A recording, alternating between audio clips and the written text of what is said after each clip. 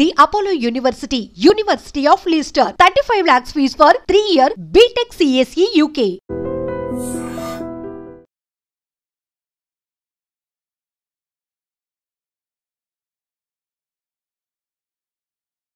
నమస్కారం అండి. నేను Srilatha, chief clinical dietitian, Medicover hospitals Madhapur. ఇవాళ మనము షుగర్ ఉన్న వాళ్ళు కానీ డయాబెటిక్స్ ఎటువంటి టైమింగ్స్లో ఆహారం తీసుకోవాలి, అలాగే ఎంత ఫ్రీక్వెన్సీతో తీసుకోవాలి, ఎంత మోతాదులో తీసుకోవాలి, దీని గురించి తెలుసుకుందాం.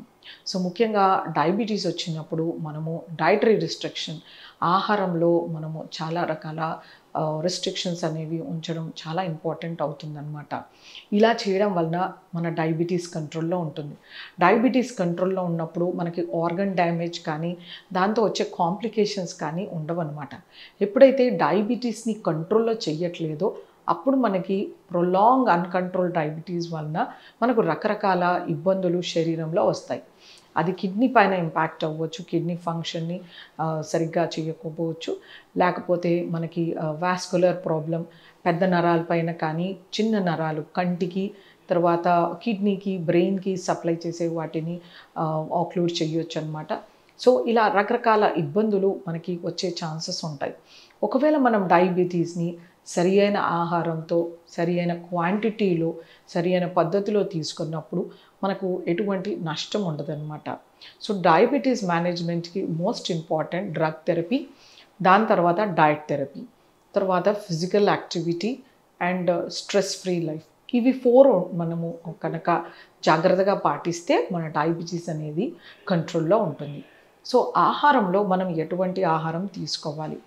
సో డయాబెటీస్ ఉన్నవాళ్ళు కార్బోహైడ్రేట్ని జాగ్రత్తగా తీసుకోవాల్సి ఉంటుంది. ఎందుకంటే కార్బోహైడ్రేట్ మన శరీరంలో డైజెస్ట్ అబ్జార్బ్ అవ్వడానికి, దీని మెటబాలిజం అంటారు, దీనికి మనకి ఎక్కువ మోతాదులో ఇన్సులిన్ అవసరం ఉంటుంది. సో అందుచేతనే మనము డయాబెటిక్స్ కార్బోహైడ్రేట్ని హెల్దీగా ఉండేలాగా చూసుకోవాలి. హెల్దీ కార్బోహైడ్రేట్స్ అంటే కాంప్లెక్స్ కార్బోహైడ్రేట్. వీళ్ళు తీసుకునే ఆహారంలో ధాన్యాలు, గింజ ధాన్యాలు ఇలాంటివి ఖచ్చితంగా ఉండాలి. రీఫైన్డ్ కార్బోహైడ్రేట్స్ అంటే మైదా కానీ కార్న్ఫ్లవర్ కానీ ఇలాంటివి అవాయిడ్ చేయాలి. సో ఇలా మైదా, కార్న్ఫ్లవర్ తీసుకోవడం వలన షుగర్స్ పెరిగే ఛాన్సెస్ ఉంటాయన్నమాట. సో ఇలా హెల్దీ కార్బోహైడ్రేట్స్ మనం చూస్ చేసుకుంటూ ఉండాలి. అలాగే ఎంత మోతాదులో తీసుకోవాలి, ఎప్పుడు తీసుకోవాలి. సో ఎవరికైతే బ్రేక్ఫాస్ట్ అలవాటు ఉంటుందో వాళ్ళు బ్రేక్ఫాస్ట్ని తీసుకోవచ్చు, బట్ క్వాంటిటీ అనేది తగ్గించుకోవాల్సి ఉంటుంది. అలాగే టైప్ ఆఫ్ బ్రేక్ఫాస్ట్ అనేది కొంచెం మోడిఫై చేసుకోవాల్సి ఉంటుందన్నమాట. ఇంతకు ముందులాగా మనము పొంగల్ తినడము, కిచిడి తినడము, లేకపోతే దద్దోజనం తినడం కానీ, అటుకులు పులిహోర కానీ ఇలాంటివి చేసినప్పుడు షుగర్స్ కొంచెం త్వరగా పెరిగే ఛాన్సెస్ ఉంటాయన్నమాట. వీటిలో ఫైబర్ ఉండదు కనుక దాని బదులు పెసరట్టు తినడం కానీ, చాలా ఎక్కువ కూరగాయలు వేసిన వెజిటేబుల్ ఉత్తప్పం కానీ, లేకపోతే ఇంకా గోధుమ రవ్వలో ఎక్కువ కూరగాయలు వేసి చేసుకోవడం కానీ, లేకపోతే మిల్లెట్తో దోశ వేయడం కానీ ఇలాంటివి చేసినప్పుడు క్వాంటిటీ అండ్ క్వాలిటీ చాలా ఇంపార్టెంట్. సో వీటిని జాగ్రత్తగా సరి అయిన మోతాదులో వీటిని కూరగాయలతో కానీ, లేకపోతే చట్నీస్తో కానీ, అంటే ఆకుకూర చట్నీ, కూరగాయ చట్నీతో తీసుకున్నప్పుడు షుగర్స్ బాగా కంట్రోల్లో ఉంటాయి. ఒకవేళ చాలా బరువు ఎక్కువగా ఉన్న వాళ్ళు బ్రేక్ఫాస్ట్ స్కిప్ చేసి 11ంటికి or 12ంటికి డైరెక్ట్గా భోజనం చేయొచ్చు. అలాగే 6ంటికో 7ంటికో డైరెక్ట్గా డిన్నర్ చేసేయచ్చు. ఇలా 2 పూటల భోజనం తీసుకోవడం వలన డయాబెటిక్స్ బాగా కంట్రోల్లోకి వస్తుంది. అలాగే వాళ్ళలో ఉన్న అధిక బరువు కూడా తగ్గుతుందన్నమాట. ఒకవేళ సన్నగా ఉన్నారు, ఆకలికి ఆగలేకపోతున్నారు, ఇలాంటి వాళ్ళు 3 పూటల లిమిటెడ్ అమౌంట్స్లో తీసుకుంటే మనకి ఇన్సులిన్ అవసరం అనేది తగ్గుతుందన్నమాట. ఆహారంలో పీచు అనేది సరి అయిన మోతాదులో ఉండాలి. సో పీచు మనకి కూరగాయల సాలడ్లో వస్తుంది, మనం తీసుకునే కూరగాయల్లో వస్తుంది, అలాగే మనం రైతా కానీ సూప్ ఇలాంటి చేసిన వాటిలో వస్తుంది, మనం వాడుకునే ఆకుకూర చట్నీ, కూరగాయ చట్నీలో లభిస్తుంది అన్నమాట. మనం తీసుకునే గింజ ధాన్యాల్లో గోధుమలు, జొన్నలు, సజ్జలు, అరికలు, సామలు వీటిల్లో కూడా లభిస్తుంది. సో మనం జాగ్రత్తగా గింజ ధాన్యాల్ని, పప్పు దినుసులు, ముఖ్యంగా రాజ్మా, చోలా, చనా, లోబియా, బీన్స్ వెరైటీలో డబుల్ బీన్స్ కానీ, సోయా బీన్స్ కానీ వీటిల్లో కూడా మంచి ఫైబర్ లభిస్తుంది. సో వీటిని మనం ఆహారంలో చేర్చుకోవడం, వాటిని గుగ్గిళ్ళులాగా కానీ, కూర కింద చేయడం కానీ, లేకపోతే సూప్స్ లాగా చేసుకోవడం కానీ వీటితో మనకి మంచి ఫైబర్ ప్రోటీన్ లభిస్తుందన్నమాట. అలాగే సాయంత్రం పూట చిప్స్, పకోడా, బజ్జీ, సమోసా తినే బదులు ఒక కప్ ఫ్రూట్ కానీ లేకపోతే ఒక గుప్పెడు పలుకులు నానబెట్టి వాటిపైన తొన తీసినవి తీసుకోవచ్చు. లేకపోతే కొన్ని గుమ్మడి గింజలు, తర్వాత పుచ్చపండు గింజలు, దోసపండు గింజలు, నువ్వులు, అవిసెలు వీటిని వేయించి ఒక చిన్న కటోరీలో ఒక 20-25 గ్రామ్స్ తీసుకుంటే మంచి హెల్దీ మోనోఅన్సాచురేటెడ్ ఫ్యాటీ యాసిడ్స్ లభిస్తాయి అన్నమాట. సో ఎవరికైతే షుగర్స్ డౌన్ అవుతూ ఉంటాయో వాళ్ళు కొంచెం టైమ్లీ మీల్స్ తీసుకోవడం ఇంపార్టెంట్.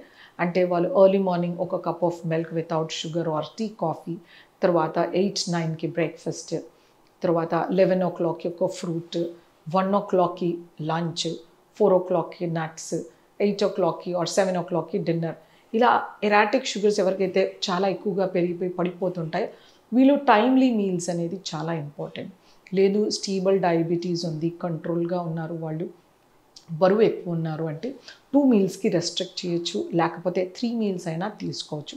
బట్ 2 మీల్స్కి రెస్ట్రిక్ట్ చేసిన వాళ్ళలో మంచి వెయిట్ లాస్, తర్వాత డయాబెటీస్ అనేది చాలా కంట్రోల్లోకి రావడము, నార్మల్ గ్లైసెమిక్ కంట్రోల్ అనేది కనబడుతుందన్నమాట. సో ఫైబర్ ఎక్కువగా తీసుకుంటూ టైమ్లీ మీల్స్, ఎర్లీ డిన్నర్ చేయాలి. Diabetics most important. ఫైబర్ ఎక్కువగా ఉండాలి, పీచు పదార్థం. అలాగే మంచి ఫిజికల్ యాక్టివిటీ చేయడం వలన ఎక్సర్సైజ్, యోగా ఇలాంటివి చేస్తూ మెడిటేషన్ కానీ మైండ్ కామింగ్ టెక్నిక్స్ చేస్తే కనుక డయాబెటీస్ని మంచి కంట్రోల్లో ఉంచుకోవచ్చు. మనము హై బ్లడ్ ప్రెషర్ కానీ బీపీతో ఉండేవాళ్ళు ఎలాంటి ఆహారం తీసుకోవాలి, ఆహారంలో ఎంత మోతాదులో ఉప్పు తీసుకోవాలి, ఒకవేళ కనుక ఉప్పు ఎక్కువ మోతాదులో తీసుకుంటే మనకు ఎటువంటి నష్టం జరుగుతుంది, అలాగే ఉప్పు తగ్గించి తీసుకోవడం వల్ల మనకు ఎన్ని లాభాలు ఉన్నాయో తెలుసుకుందాం. సో ముందుగా హై బ్లడ్ ప్రెషర్ ఉన్న వాళ్లకు ఉప్పు తగ్గించుకోవాలని డాక్టర్స్ చెప్తూ ఉంటారు. సో ఇది మోస్ట్ ఇంపార్టెంట్. మనం తీసుకునే ఆహారంలో సహజంగా సోడియం ఉప్పులాగా ఉంటుందన్నమాట, సోడియం ఎలిమెంట్ లాగా ఉంటుంది.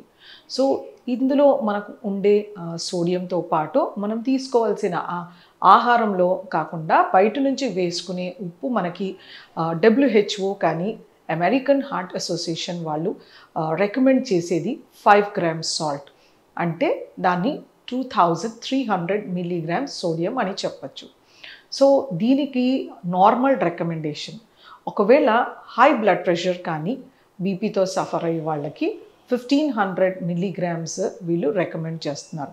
అంటే మనం తీసుకునే చాయ్ చెంచాలో సగానికి అప్రాక్సిమేట్లీ అని చెప్పచ్చు. సో ఈ 3 grams ఆర్ 2.5 grams సాల్ట్ని మనము రోజు మొత్తంలో డివైడ్ చేసుకోవాలి. అంటే చాలా తక్కువ మోతాదు, ఇంత మోతాదులో మనము బ్రేక్ఫాస్ట్లో ఉప్పు తీసుకోవాలి. అలాగే ఇంత అంటే మనం ఇలా చిటికెడు పట్టుకుంటే వచ్చే ఉప్పుని 0.8 grams అంటారు. ఇది లంచ్కి తీసుకోవచ్చు. అలాగే ఇంకొక చిటికెడు పట్టుకుంటే ఇది డిన్నర్కి తీసుకోవచ్చు అనమాట. సో అప్రాక్సిమేట్లీ మనము 3 మీల్స్కి 2.5 grams ఆఫ్ సాల్ట్ తీసుకోవచ్చు అనమాట. ఒకవేళ మనము ఇలా వెడల్పుగా చేసి పట్టుకున్నప్పుడైతే మనకు ఆల్మోస్ట్ ఆల్ ఎక్కువ సాల్ట్ రావచ్చు. కాబట్టి మనం జాగ్రత్తగా చిటికెడు అంటే ఇలా పట్టుకునేలాగా చూసుకోవాలి. ఇది సింపుల్. లేకపోతే మనకు ఇది ఒక టీ స్పూన్ అని అనుకోవచ్చు. ఇంత సైజులో ఉండే చెంచానే టీ స్పూన్ అంటాము. ఇంతకన్నా మించి పెద్దగా ఉన్నప్పుడు ఇది టీ స్పూన్ అవ్వదు, డిఫరెంట్ స్పూన్స్ అవుతుంటాయి అన్నమాట. సో ఈ టీ స్పూన్లో సగానికి మనం తీసుకునే దాన్ని 2.5 grams అంటారు. సో ఇంత సాల్ట్ని మనము 24 hours వాడుకోవాలి. ఈ సోడియం కంటెంట్ మనకు ఆహారంలో ఎక్కడి నుండి వస్తుంది? మనం తీసుకునే ప్రతి ఒక్క ప్రాసెస్డ్ ప్యాక్డ్ ఫుడ్స్లో ఎక్కువ మోతాదులో వస్తుందన్నమాట. వీటిలో మనకి సోడియం కంటెంట్ ఎలా ఉంటుందంటే సాల్ట్ రూపంలో ఉంటుంది. అంటే సోడియం బెంజోయిల్, ఇది ఒక ప్రిజర్వేటివ్ సాల్ట్ అన్నమాట. దీని రూపంలో అయినా ఉండొచ్చు. లేకపోతే మనకి ఇంకా సోడా బైకార్బోనేట్, అంటే మనం bread, biscuits, bakery products, donuts వీటిలో సోడా వేస్తూ ఉంటారనమాట. వీటిలో ఉప్పుతో సహా మనం సోడా బైకార్బోనేట్ వేస్తాం. ఈ రెండింటిలోనూ సోడియం ఉంటుంది. ఒకటి సోడియం బైకార్బోనేట్, ఒకటి సోడియం క్లోరైడ్. సో ఇది ఎక్కువ మోతాదులో మన శరీరానికి ఉప్పు అనేది ఇస్తుందన్నమాట. సో ఇలాంటివి మనం జాగ్రత్తగా చూసుకోవాలి. అలాగే మనం తీసుకునే కెచప్స్, సాసెస్ అంటే సోయా సాస్ కానీ లేకపోతే చిల్లీ సాస్ కానీ లేకపోతే టొమాటో సాస్ కానీ కెచప్ కానీ అలాగే సాల్టెడ్ బటర్, చీజ్ వీటిల్లో ఎక్కువ మోతాదులో ఉప్పు ఉంటుందన్నమాట. సో మనము ప్రాసెస్డ్ ప్యాక్డ్ ఫుడ్స్లో ప్రతి వాటిలోనూ సోడియం కంటెంట్ ఎక్కువగా ఉంటుంది. చాలామంది ఇష్టంగా తినే సేవరీ ఐటమ్స్, అవి జంతికలు ఉండొచ్చు, లేకపోతే చుడవ, కార ఇలాంటి ప్యాకెట్స్లో దొరికే వాటిలో చాలా ఎక్కువ మోతాదులో ఉప్పు ఉంటుంది. యూజువల్గా మూంగ్ దాల్లో కూడా చాలా చాలా ఎక్కువగా ఉంటుంది. ఇది మనం గ్రహించుకోవాలి. మనం ఇంట్లో చేసుకునే స్నాక్స్లో కూడా ఎక్కువగా ఉప్పు ఉంటుంది. అలాగే మనం సమ్మర్లో తీసుకునే వడియాలు, లేకపోతే అప్పడాలు, జాడీ పచ్చళ్ళు వీటిలో కూడా చాలా మోతాదులో ఉప్పు ఉంటుందన్నమాట. సో దీన్ని మనం గ్రహించుకొని వీటిలాంటి వాటిని అవాయిడ్ చేయాలి. బయట దొరికే మిర్చి బజ్జీ కానీ, సమోసా, పకోడీ ఇలాంటి వాటిల్లో కూడా ఉప్పు కంటెంట్ చాలా ఎక్కువ మోతాదులో ఉంటుంది. ఇవి తీసుకోవడం వలన మనకి ఏ నష్టం జరుగుతుంది? సో ఎక్కువ మోతాదులో ఉప్పు తీసుకోవడం వలన మన శరీరంలో రియాక్టివ్ ఆక్సిజన్ స్పీషీస్ అనేది ప్రొడ్యూస్ అవుతుందన్నమాట. ఇది మన శరీరంలో ఉండే నైట్రిక్ ఆక్సైడ్, అంటే అది ఒక వేసో డైలేటర్, అంటే మన ఆర్టరీస్ని ఇలా ఉంచి రక్త ప్రసరణ చేసేదన్నమాట. సో ఈ రియాక్టివ్ ఆక్సిజన్ స్పీషీస్ ప్రొడ్యూస్ అయినప్పుడు నైట్రిక్ ఆక్సైడ్ సప్రెస్ అయిపోతుంది. దీనివలన మనకి ఎండోథీలియన్ 1 ప్రొడక్షన్ అయిపోయి మనకి ఇన్ఫ్లమేషన్ అయిపోయి ఆర్టరీస్ స్టిఫెన్ అవుతాయి అన్నమాట. ఆర్టరీస్ అనేవి గట్టిగా అయిపోతాయి. సో వేసో కన్స్ట్రిక్షన్ ఉంటుంది, ఆర్టరీ స్టిఫెనింగ్ ఉంటుంది.